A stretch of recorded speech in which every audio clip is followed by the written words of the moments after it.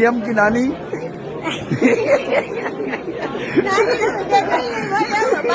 नाज़रीन, फॉर्म 47 की और इस इम्पोर्टेड हुकूमत की इससे ज़्यादा बेइज्जती क्या होगी कि जब एक बूढ़ी 80 साल औरत को ये पकड़ते हैं झूठे और जाली मुकदमे में और उसके बाद वो औरत इनके आगे हथियार डालने से इनकार कर देती है।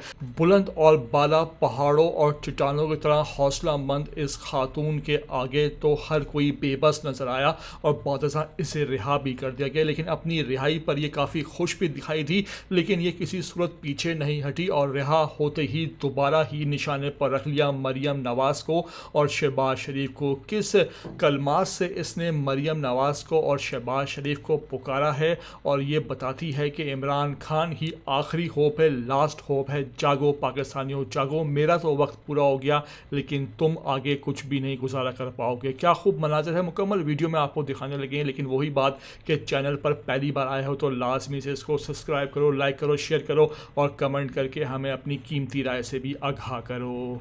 मरियम की नानी